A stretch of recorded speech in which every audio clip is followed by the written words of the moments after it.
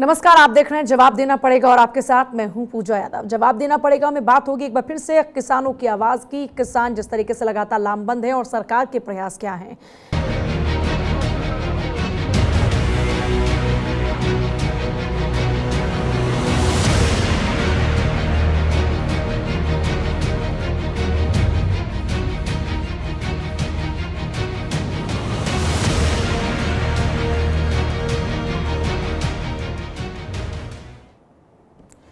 देखिए, 9 दिन से किसान आंदोलन लगातार जारी है। आज बॉर्डर पर तनावपूर्ण स्थिति भी है। जहां किसान दिल्ली कूच की तैयारी में जुटे हुए हैं, वहीं सरकार ने एक बार फिर से वार्ता के जरिए हल निकालने की पेशकश की। पिछली 4 बार की सरकार और किसानों की हुई बीच बातचीत विफल ही रही। किसान एमएसपी पर गारंटी की मांग पर अड़े हैं। शंभू बॉर्डर पर किसानों को रोकने के लिए पुलिस ने 2 बार ड्रोन से आंसू गैस के गोले छोड़े। आंसू गैस से बचने के लिए किसानों ने स्पेशल मास्क, गीली बोरियां और चश्मे पहने हुए हैं।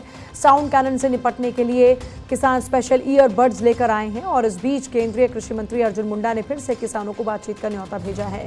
शंभू बॉर्डर पर किसान बैठक में केंद्र के प्रस्ताव पर विचार कर रहे हैं और आज इसी पर चर्चा होगी और जानेंगे कि इसका हल आखिरकार क्या है। चर्चा में हमारे साथ में कुछ खास मेहमान भी रहेंगे जिनके साथ में इस विषय को लेकर हम चर्चा करेंगे। लेकिन इससे पहले किस तरह के रिएक्शंस आए हैं वो सुन लीजिए।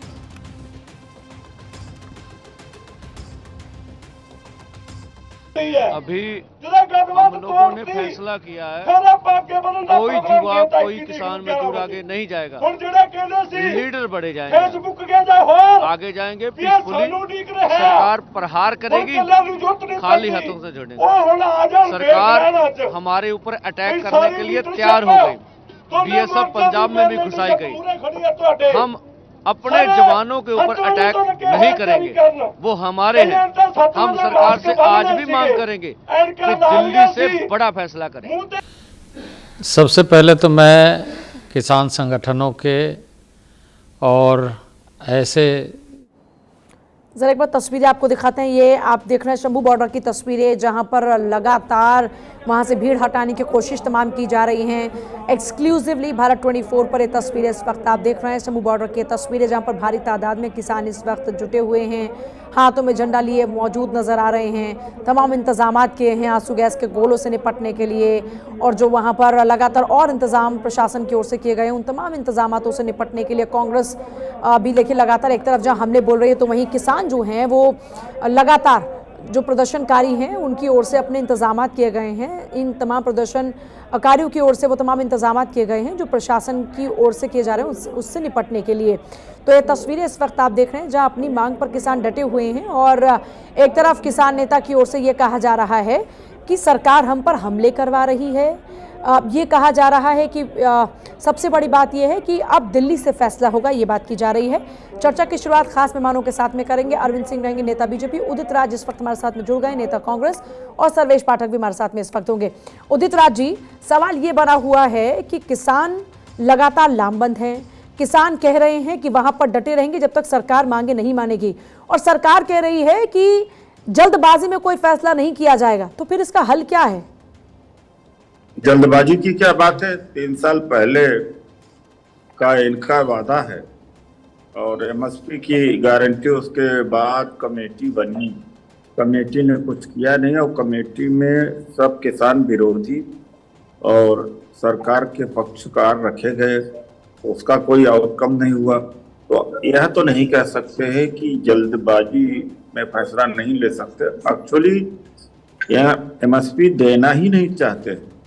जब 25 लाख करोड़ पूंजीपतियों का माफ किया जा सकता है तो एमएसपी लाख 1.5 लाख का से करोड़ से ज्यादा का भार नहीं होगा क्या? उसमें मुश्किल क्या है? यह देश पूंजीपतियों, यह सरकार पूंजीपतियों की है। अंबानी, अडानी, तमाम सारे लोग हैं जिन्होंने लाखों करोड़ों का चूना लगाया है, उनका माफ हुआ है। तो अभी मान लेते हैं किसानों के दबाव में ये सहमति भी दे देते हैं तो वादा खिलाफी कर लेंगे। वादा खिलाफी किया ही था जब 3 कृषि कानून वापिस करते समय कहा था कि एमएसपी के लिए कमेटी बनाएंगे और फिर दिया जाएगा। 3 साल से क्या किया इन्होंने? न करेंगे, अभी केवल उलझा के रखना चाहते हैं, जिसकी वजह से जनता परेशान है। ये भारतीय जनता पार्टी के नीतियों की वजह से किसान मजबूर होकर के इकट्ठा हुए हैं, अपने खुशी से इकट्ठा नहीं हुए हैं। और जनता भी पिस रही है, रास्ते जाम हैं, दिल्ली जाम है। और 22 फरवरी अर्थात कल ईवीएम हटाओ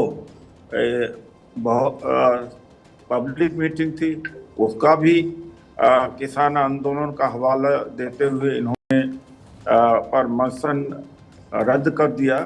तो चारों तरफ डिक्टेटरशिप है। आज कांग्रेस पार्टी का जो अकाउंट है उसमें से तो कांग्रेस की सरकार बनती है तो एमएसपी कानून को लेकर कांग्रेस तैयार है, क्योंकि सरकार कह रही है कि एकदम से नहीं, थोड़ा वक्त लगेगा, पूरे सोच समझ के साथ में इस पर। तो आप लोगों की पूरी रणनीति तैयार है? 3 साल से सोच ही समझ नहीं पाए, 3 साल से कर क्या रहे थे, सोच समझ नहीं पाए थे 3 साल से। मैं ये पूछना चाह रही हूँ उदित राज जी, कांग्रेस प्रिपेयर है? देना चाहते हैं, कांग्रेस एकदम प्रिपेयर है, गरीब बनाना चाहते हैं, कांग्रेस के पास में क्या खाका तैयार है? किसानों का खेत लेना चाहते हैं, इसलिए नहीं देंगे। इनकी नियति नहीं देने की बात है। अरविंद सिंह है क्या टीम हमारे साथ में? बहाना है कि इतनी जल्दी कैसे हो सकते, ये करना ही नहीं चाहते। मोदी सरकार किसानों के लिए कुछ देना ही नहीं चाहती है। ये अडानी को पूरी किसानी देना चाहते हैं, पूंजीपतियों को पूरी किसानी सौंपना चाहते हैं और मार्केट इकोनॉमी डेवलप करना चाहते हैं। किसानों के केवल मजदूर बनाना चाहते हैं, खेत का मालिक न रहे, अपना नहीं। पर एमएसपी को लेकर क्या प्रावधान होना चाहिए उदित राज जी? मैं ये चाहती हूँ कि जरा सरकार तक, अगर कांग्रेस जाहिर तौर पर इसके लिए तैयार है तो एक कोई खाका तो तैयार होगा। किस तरीके से अगर आपकी सरकार हो तो इसका एग्जीक्यूशन कैसे होगा? क्योंकि रिपोर्ट्स और कई डाटा जो आए हैं वो ये कहते हैं कि बजट का ऑलमोस्ट 20 to 25% अगर एमएसपी कानून अभी लागू कर दिया जाता है तो 20 से 25% उसी पर ही खर्च हो जाएगा, जिससे बाकी की और चीजें डिस्टर्ब हो जाएंगी। तो क्या कोई बेहतर विकल्प है कांग्रेस के पास में, या कोई बेहतर प्लान इसको एग्जीक्यूट करने की? गलत कैलकुलेशन है, किसी को कोई अलग से कैलकुलेशन नहीं करना चाहिए। जिस स्वामीनाथन को इन्होंने भारत रत्न दिया, स्वामीनाथन के फार्मूले के अनुसार एमएसपी देना चाहिए, उसमें कोई संशय नहीं है, कोई डाउट नहीं है। और दूसरी बात है कि झूठा प्रचार हो रहा है, क्या सरकार पूरा अनाज खरीदने जा रही है? जो किसान फसल पैदा करता है, लगाता है, अपने उपयोग के लिए नहीं करता। क्या 80 करोड़ लोगों को 5 किलो जो राशन मुफ्त में दे रहे हैं वो सरकार नहीं खरीद सकती है? ठीक है, क्या बात कर रहे हैं, सब झूठ बोलते हैं। 1 सेकंड में जवाब जरा इसका लेती हूँ। अरविंद जी, सरकार क्यों कदम नहीं उठा रही? जब किसानों की आप लोग बात करते हैं तो फिर किसानों के हकों में कदम अब तक क्यों नहीं उठाया गया? क्यों किसानों को वहां संघर्ष करना पड़ रहा? कांग्रेस कह रही है कि आपकी नीयत में खोट है। देखिए पूजा जी, मैं जवाब दे देता हूं। आपने कांग्रेस नेता को 4 मिनट दिया, आपने मुझे 2 उदित जी आपका शुक्रिया। जी, मैं अपनी बात रखता हूं।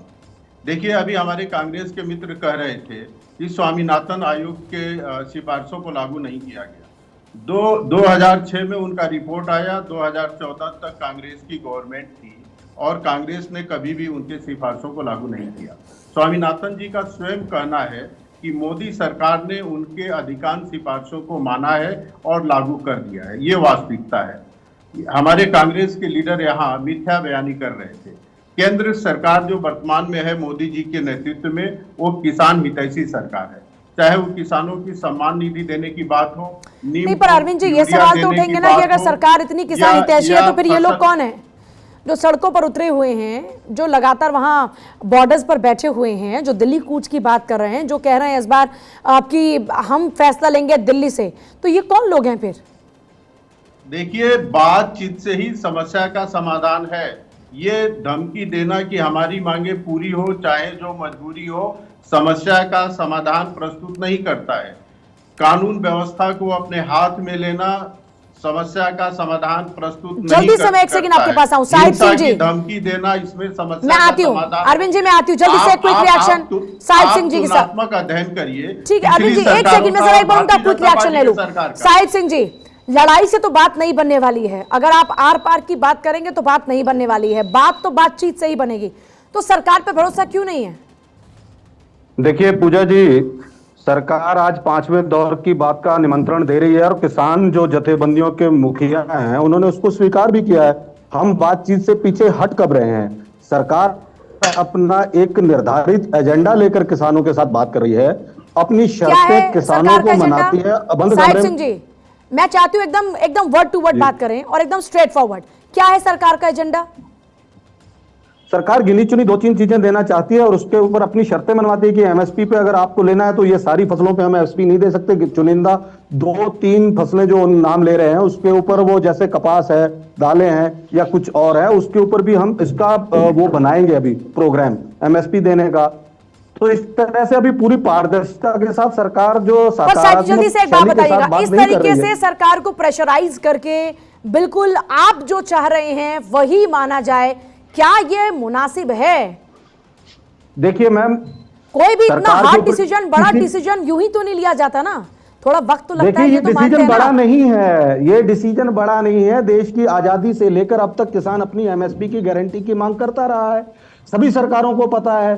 जब 2014 का माननीय मोदी जी कैंपेनिंग कर रहे थे तो उनको एमएसपी की भली भांति जानकारी थी, नई चीज नहीं है ये, नई कुछ भी नहीं है, नया नहीं है।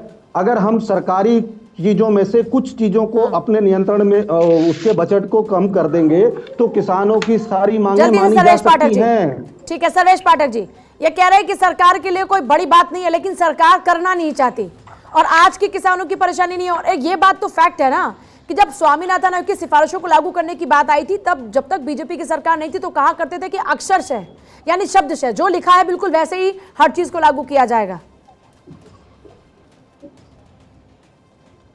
सर्वेश पाठक जी जल्दी से।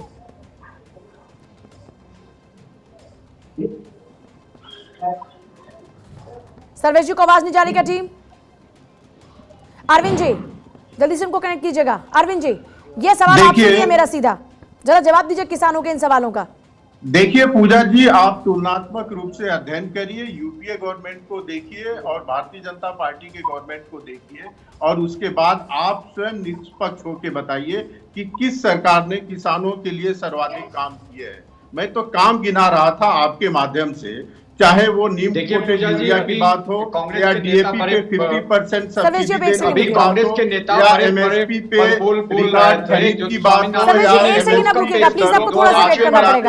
हो या दूसरी सुविधाएं देने की बात हो, सर्वाधिक काम तो भारतीय जनता पार्टी के सरकार ने किया है। और मैं पूछना चाहता हूं कि देखिए अरविंद जी, आपने क्या किया वो जनता के सामने? मैं ये पूछना चाह रही हूँ कि आपने एमएसपी की गारंटी की बात कही थी कि नहीं कही थी? हमने एमएसपी बढ़ाने की बात की थी और एमएसपी की मात्रा बढ़ाने की बात की थी, दोनों चीजें हम करके जल्दी सर्वेश जी, जल्दी से सर्वेश जी। किसानों से हम कर रहे हैं कि इसके बाद भी कोई समस्या ठीक है सर्वेश जी, तो मिल बैठकर हम उसको तय मतलब ये क्लियर है कि सरकार एमएसपी पर गारंटी कानून को तैयार नहीं है। फिर अरविंद जी आपकी बात से ये है कि एमएसपी पर गारंटी की बात नहीं है, हाँ एमएसपी को बढ़ाया जा सकता है लेकिन गारंटी नहीं दी जा सकती। आपकी बातों से यही सार निकालूं? मैंने ये कभी नहीं कहा, मैंने केवल इतना ही कहा कि दोनों पक्ष मिले, व्यवहारिक रास्ता तलाशें, कितना करना है। व्यवहारिक रास्ता क्या है? अरविंद जी आती हूं मैं। सर्वेश जी, व्यवहारिक रास्ता क्या है? फिर वहां किसान बैठे हैं, बीच में जनता परेशान हो रही है, हाईकोर्ट बोला है कि साहब कर क्या रहे हो?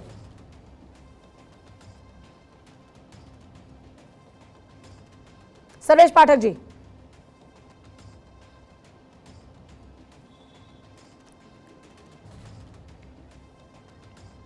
चलिए शायद आवाज नहीं जा रही। बहुत शुक्रिया सभी का चर्चा में शामिल होने के लिए।